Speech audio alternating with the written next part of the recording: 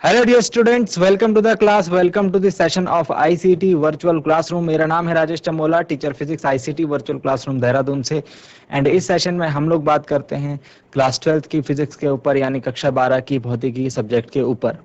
अपनी previous classes में हम लोग समझना सीख रहे हैं वैद्युत विभव को, इलेक्ट्रिक पोटेंशियल को।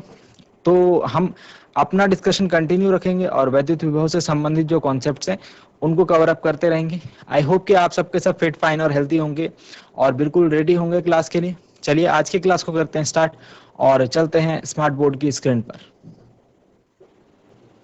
सो डियर स्टूडेंट्स, अपनी लास्ट क्लास में हमने बातें करी थी विद्युत विभव के बारे में, विभव प्रवणता के बारे में। ठीक है, तो हम उस चीज को करेंगे कंटिन्यू आज की क्लास में। ठीक है, हम लोग जो पिछली क्लासेस में हमने पढ़ा है उसको ही करेंगे कंटिन्यू। ठीक हो गया? तो एक बार जस्ट आपको रिवाइज करवा देता हूँ कि हमने क्या क्या पढ़ा है। हमने पढ़ा है विद्युत विभव के बारे में, है ना। अब आज हम एक लोग ऐसे पॉइंट के ऊपर बात कर रहे हैं जो कि हम पहले पढ़ चुके हैं, जिसका नाम है वैद्युत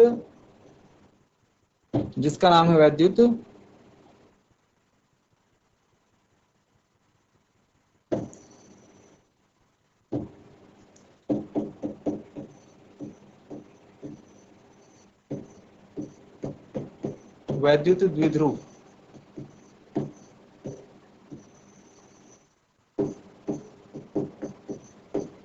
इलेक्ट्रिक डाइपोल।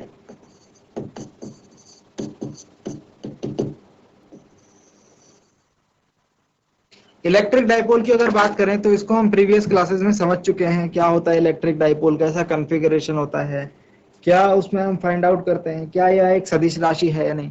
ठीक है, इन सारी बातों, इन सारे पॉइंट्स के ऊपर हम लोग बात करते हैं। ठीक, तो चलिए वन बाय वन डिस्कस करते हैं। हमने विद्युत द्विध्रुव के बारे में क्या क्या पढ़ा है। हमने ये पढ़ा है कि विद्युत द्विध्रुव में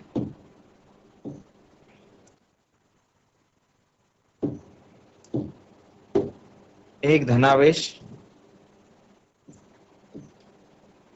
एवं एक ऋणावेश अति अल्प दूरी पर स्थित होते हैं। विपरीत आवेश अति अल्प दूरी पर स्थित होते हैं। ये हो गया माइनस क्यू, ये हो गया प्लस क्यू। सॉरी, इसको अगर ऐसे लिखते हैं हम, ये हो गया माइनस क्यू और ये हो गया प्लस क्यू। ठीक है, और इनके बीच की दूरी हम अति अल्प दूरी 2l लेते हैं। क्या लेते हैं? 2l। इसके इस कॉर्नर को a, इस कॉर्नर को b, और यहाँ केंद्र पर एक बिंदु होता है जिसको O बोलते हैं। तो केंद्र पर बिंदु है O, तो इधर इधर दूरी जो हो जाएगी वो l हो जाएगी, स्मॉल l हो जाएगी, है ना। इतनी बात तो क्लियर है। इसको हम कहते हैं विद्युत द्विध्रुव, यानी कि इलेक्ट्रिक डाइपोल। ठीक है, इलेक्ट्रिक डाइपोल को हम लोग P से रिप्रेजेंट करते हैं। P के ऊपर वेक्टर लगाते हैं, यानी कि यह क्या है, एक सदिश राशि है, वेक्टर क्वांटिटी। और P इज इक्वल टू होता है Q इंटू 2l। P का जो मैग्नीट्यूड होता है वो होता है Q इंटू 2l। P की जो दिशा है, P बराबर Q इंटू 2l, और इसकी जो दिशा यानी डायरेक्शन है वो मानी जाती है माइनस Q से प्लस Q की ओर, from minus Q to plus Q। तो ये सारी बातें हमने विद्युत द्विध्रुव के बारे में पढ़ी थी, है ना। और क्या क्या चीजें पढ़ी थी हमने, और हमने इस पर पढ़ा था प्रत्यानयन बलयुग्म का गुण, है ना। प्रत्यानयन बलयुग्म का गुण पढ़ा था हमने। इसमें हमने क्या पढ़ा था, इसमें प्रत्यानयन बलयुग्म, रिस्टोरिंग कपल फोर्स।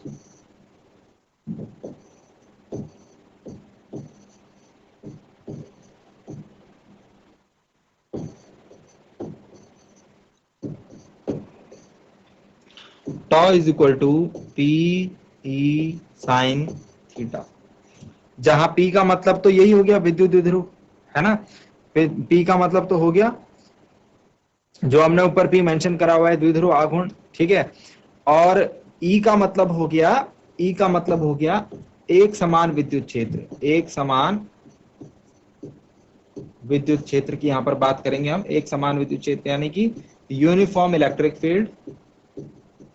ठीक है, और थीटा जो है वो P व E के बीच का कोण, जो P का मुख्य अक्ष है ना उसके और विद्युत क्षेत्र की दिशा के बीच का कोण।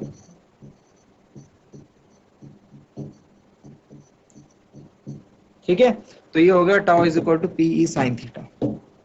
एक तो P is equal to q into two l हो गया, एक हो गया tau is equal to pE sine theta. अब यहाँ पर हमने कुछ स्पेशल कंडीशंस पढ़ी थी, कुछ हमने स्पेशल कंडीशंस को डिस्कस किया था। फॉर एग्जांपल अगर हम ये बोलें कि थीटा के बारे में हम डिस्कस कर रहे हैं, कि हम ये देख रहे हैं कि प्रत्यानयन बल, पहले इसकी बात अगर आपको याद आ रहा होगा तो हम इसको डिस्कस करते हैं कि प्रत्यानयन बल युग्म आघूर्ण था क्या, प्रत्यानयन बल युग्म का आघूर्ण था क्या। तो सपोज हम ऐसे डिफाइन कर रहे हैं कि ये एक समान विद्युत क्षेत्र को हम लोग डिफाइन कर रहे हैं,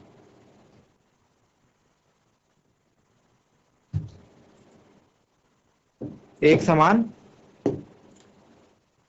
विद्युत क्षेत्र। तो एक समान विद्युत क्षेत्र को कैसे डिनोट किया जाता है, समांतर बल रेखाओं द्वारा, समांतर रेखाओं द्वारा, है ना, समान दूरी पर स्थित समांतर रेखाओं द्वारा हम लोग शो करते हैं किसको, एक समान विद्युत क्षेत्र को। तो कुछ इस प्रकार से हम लोग डिफाइन कर रहे हैं एक समान विद्युत क्षेत्र को। ओके, सो ये जो मैंने समांतर रेखाएं बनाई हैं समान दूरी पर स्थित हैं, इनका मतलब है कि यहाँ पर एक समान विद्युत क्षेत्र है। इसका मतलब है कि यहाँ पर क्या है, एक समान विद्युत क्षेत्र है।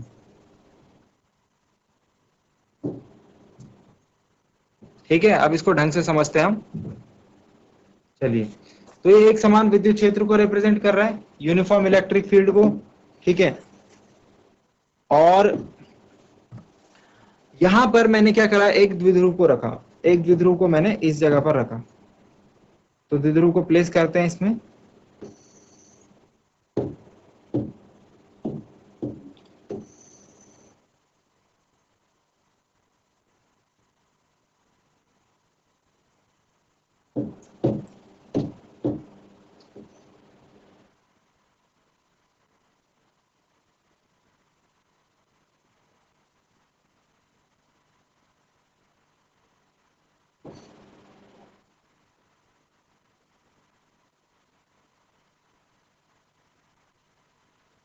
चलिए, तो ये हमारा विद्युत द्विध्रुव हो गया।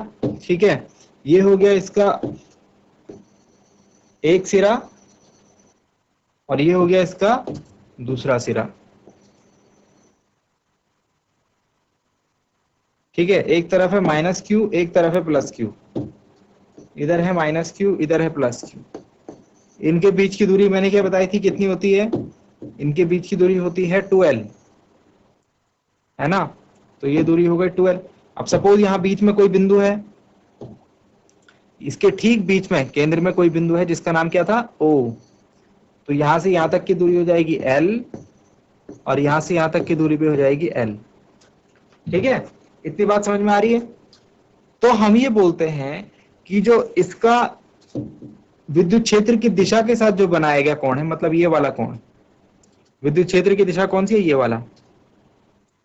तो विद्युत द्विध्रुव का विद्युत क्षेत्र की दिशा के साथ बनाया गया जो कोण है वो थीटा है। वो क्या है, वो है थीटा। ओके, सो P मतलब इलेक्ट्रिक डाइपोल, विद्युत द्विध्रुव। ठीक है, और उसके बाद विद्युत द्विध्रुव आघूर्ण, और E हो गया ये जो समांतर रेखा है ये E है। तो ये जो ब्लैक वाली लाइन है ना, ये वाली, ये विद्युत क्षेत्र की दिशा को डिनोट कर रही है। और हम देख रहे हैं कि इसका जो एंगल, जो कोण बनाया गया है किसके साथ, विद्युत द्विध्रुव के अक्ष के साथ, वो है थीटा। ठीक है, दिख रहा है, देख पा रहे हैं आप इसे। ठीक है, थोड़ा और जूम कर लेते हैं। चलिए, आप देख पा रहे होंगे, ठीक है ना। तो हमको इसी पॉइंट के ऊपर बात करनी है, इसी पॉइंट के ऊपर जो है हमको बात करनी है। तो हमने क्या कहा यहाँ पर, टॉ इज इक्वल टू जो है, टॉ इज इक्वल टू वो आ रहा है पीई साइन थीटा।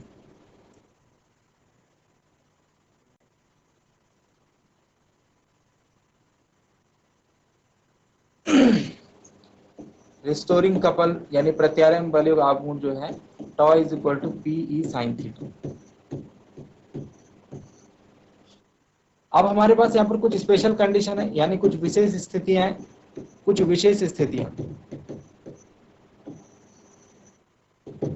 1, यदि थीटा बराबर 0 हो। थीटा बराबर 0 डिग्री कब होगा? थीटा जो है वो 0 डिग्री के बराबर कब होगा, जरा ध्यान दीजिए। थीटा 0 डिग्री के बराबर तब होगा जब मैं विद्युत द्विध्रुव को कुछ इस प्रकार से रखूंगा, ऐसे, कुछ ऐसे रखूंगा, ऐसे, ठीक है। जब मैं विद्युत द्विध्रुव को ऐसे रख दूंगा तो जो कोण बनेगा मुख्य अक्ष का इसके साथ वो 0 डिग्री का बनेगा। यानी कि सीधी सीधी भाषा में जब theta is equal to 0 degree कहने का मतलब क्या हुआ मेरा, कि विद्युत द्विध्रुव जो है वो विद्युत क्षेत्र के समांतर रखा है। कैसे रखा है? विद्युत क्षेत्र के समांतर रखा है। यानी कि द्विध्रुव का मुख्य अक्ष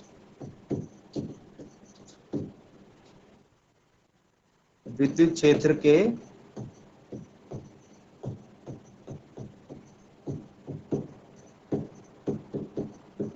समांतर है। अगर ऐसा हो गया तो हम लोग अगर फॉर्मूला देखें, tau is equal to p E sine theta है, थीटा की जगह क्या रख देंगे? 0। Tau is equal to p E sine 0 कितना होता है? 0। टॉ इज इक्वल टू हो जाएगा 0। यानी कि यहाँ पर प्रत्यानयन बल का आघूर्ण 0 होगा। ये हमारे पास मिनिमम वैल्यू निकल के आती है। सबसे कम वैल्यू टॉ मिनिमम कब होगा? जबकि थीटा इज इक्वल टू 0। जब हम विद्युत द्विध्रुव को हम विद्युत क्षेत्र के समांतर रख देंगे तो वहां पर प्रत्यानयन बल का आघूर्ण का मान जो होगा वो न्यूनतम होगा। ठीक है, नेक्स्ट पॉइंट को डिस्कस करते हैं। दूसरा जो स्पेशल केस है, यदि theta is equal to 90 degree हो गया, यदि theta is equal to 90 degree हो गया तो 90 डिग्री कैसे होगा? बताओ भाई, थीटा 90 डिग्री कैसे होगा? देखो, थीटा 90 डिग्री ऐसे होगा जब मैं विद्युत द्विध्रुव को ऐसे रख दूंगा। तो देखो ये एंगल 90 डिग्री का बन रहा है ना, ये एंगल 90 डिग्री का बन रहा है। यानी कि जब विद्युत द्विध्रुव को विद्युत क्षेत्र के लंबवत रखा जाएगा, कैसे रखा जाएगा? लंबवत रखा जाएगा।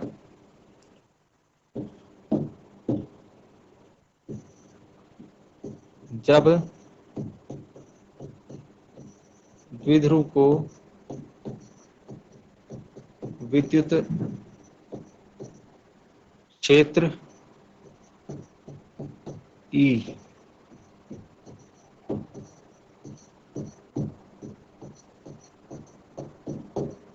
के लंबवत रखा जाता है तो तब क्या होगा? देखिए, tau is equal to p sine 90, और आप जानते हैं साइन का जो अधिकतम मान है वो 90 पर अधिकतम होता है और 0 पर न्यूनतम। अधिकतम कितना होता है? 1। तो यहां से हमारे पास फॉर्मूला आ गया tau is equal to p. यानी कि अधिकतम मान कहां पर होगा इसका? ये मैक्सिमम वैल्यू होती है। ये क्या होती है? Maximum value. सबसे अधिकतम मान, प्रत्यानयन वैल्यू आघूर्ण का अधिकतम मान तब होगा जब द्विध्रुव को विद्युत क्षेत्र के लंबवत रखा जाएगा।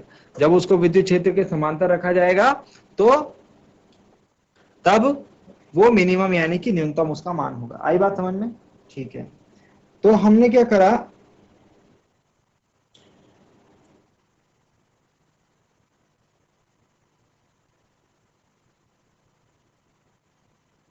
विद्युत द्विध्रुव की स्थितिज ऊर्जा के लिए हमने क्या किया, एक, अब हम लोग देखना शुरू करेंगे। हम लोग पोटेंशियल एनर्जी, पोटेंशियल को देख रहे हैं, ठीक है, electric potential.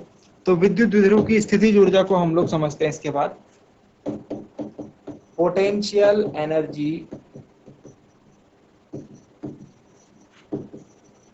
Of an electric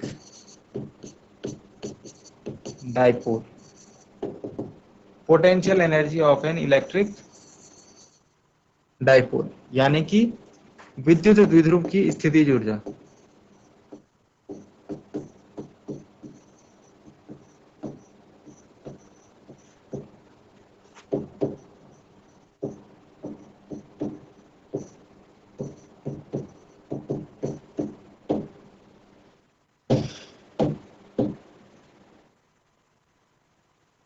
तो विद्युत द्विध्रुव की स्थितिज ऊर्जा की डेफिनेशन लिख देंगे। हमको क्या करने हैं, सपोज कोई विद्युत द्विध्रुव जो है किसी एक पॉइंट पर है, इस पॉइंट को हम लोग अनंत मानते हैं, इस पॉइंट को हम लोग क्या बोलते हैं, अनंत। वैसे अनंत जैसा तो कोई पॉइंट होता नहीं, इन्फिनिटी जैसा तो कोई पॉइंट होता नहीं, है ना। लेकिन अनंत हम लोग इसको किस पैरामीटर पर मानते हैं, कि जो जितनी दूरी इसको ट्रेवल कराएंगे ना, जितनी दूरी इसको लेके आएंगे अनंत से किसी बिंदु ए पर लेके आए, तो ये जो दूरी है ना, ये दूरी सपोज x है, और विद्युत द्विध्रुव के जो आवेशों के बीच की दूरी होती है वो होती है 2l, है ना। ये आवेश परिमाण में समान किंतु दिशा में क्या होते हैं, विपरीत होते हैं। 2l, 2l की तुलना में ये जो x दूरी होगी ना, ये बहुत बहुत ज्यादा होगी, इतनी ज्यादा होगी कि ये अनंत जैसी लगेगी, समझ रहे हो। 2l, अगर सपोज 2l जो है 2 सेंटीमीटर है, तो ये x होगा 2 किलोमीटर, मान मतलब एग्जाम्पल दे रहा हूं। तो 2 सेंटीमीटर के कंपैरिजन में 2 किलोमीटर क्या लगेगा, अनंत लगेगा, समझ रहे हो। तो अनंत जैसा कोई कॉन्सेप्ट नहीं होता, बट अनंत को यहाँ पर इस तरीके से परिभाषित किया जाता है। तो अनंत पर कोई वैद्युत द्विध्रुव है, सपोज ये अनंत p बिंदु है, ए अनंत से किसी वैद्युत द्विध्रुव को मैं यहां पर लाया, ए बिंदु पर, उसको मैं किसी बिंदु से उठा करके ए बिंदु पर लाया, ये बिंदु कहां सा, अनंत था। मतलब कि सिमिलर सी सिंपल सी बात है, बहुत बड़ी दूरी आपने इसको ट्रेवल करवा दी और एक बिंदु से दूसरी बिंदु पर ले आए, ठीक है। तो आपको कुछ कार्य करना पड़ेगा, आपको कुछ कार्य करना पड़ेगा। जब किसी विद्युत द्विध्रुव को अनंत से उठाकर किसी बिंदु पर लाया जाता है, तो वहां पर कुछ कार्य करना पड़ता है। ये कार्य जो है विद्युत द्विध्रुव में उसकी स्थितिज ऊर्जा यानी कि पोटेंशियल एनर्जी के रूप में संचित हो जाता है। समझ में आई नहीं आई, देखो इसको ऐसे समझो, सपोज ये ग्राउंड है हमारी, ये जमीन है, ये क्या है, हमारा ग्राउंड है, और यहां पर कोई ऑब्जेक्ट रखा है, कोई पिंड या कोई वस्तु रखी है। अब इस वस्तु को उठा करके मैं जमीन से कुछ ऊंचाई पर ले गया, इस वस्तु को उठा करके जमीन से कुछ ऊंचाई पर ले गया, कुछ हाइट पर ले गया। सपोज ये कोई पत्थर है या फिर कोई वस्तु है, मैं इसको उठा करके कुछ ऊंचाई पर ले गया, तो इसके लिए मुझे कुछ कार्य करना पड़ेगा इस वस्तु के ऊपर, है ना। अगर मैं कार्य ही नहीं करूंगा तो अपने आप उठ के तो ऊपर जाएगी नहीं, तो कुछ वर्क करना पड़ेगा। जब मैं वर्क करूंगा तो ऑब्जेक्ट जो है इस पोजीशन, सपोज मैं पी पोजीशन पर बोल रहा हूं, यहां पर पहुंच गया, ठीक है।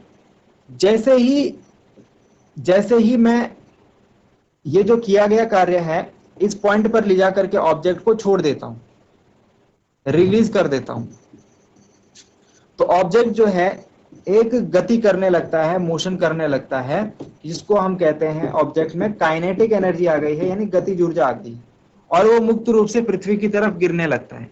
ये ऊर्जा कहां से आई, हमने ऑब्जेक्ट को कोई मोशन तो दिया नहीं, हमने बस उस पर कार्य करा, लेकिन ये कार्य जो है ऊर्जा में कन्वर्ट हो गया, ठीक है।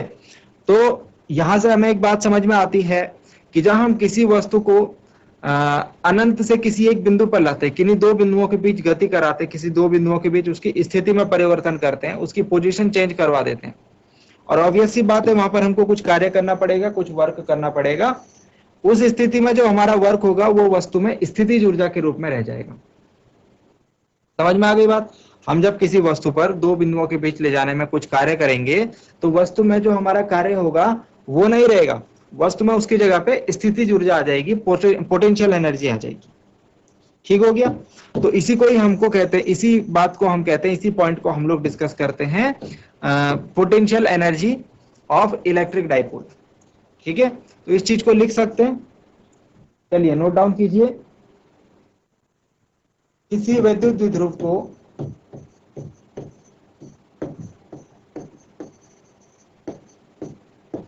किसी विद्युत द्विध्रुव को अनंत से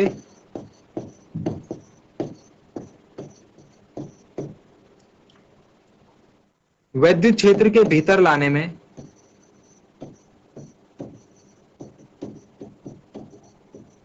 अनंत से विद्युत क्षेत्र के भीतर लाने में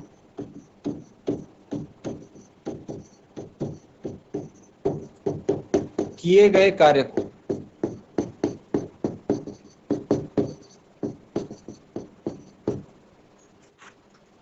विद्युत द्विध्रुव की स्थितिज ऊर्जा कहते हैं।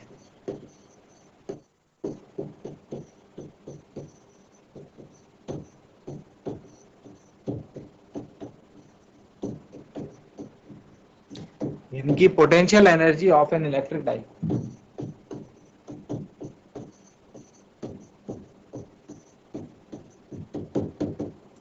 इसे हम लोग U द्वारा रिप्रेजेंट करते हैं, capital U।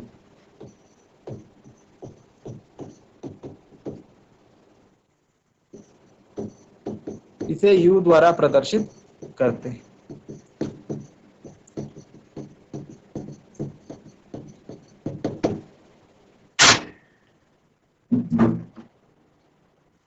So I hope जो बातें आज बताएगी वो आपके समझ में आई होंगी। आपने आज की क्लास में कुछ नया जरूर सीखा होगा और घर से इन चीजों को आप एक बार रिवाइज जरूर करके लाएंगे।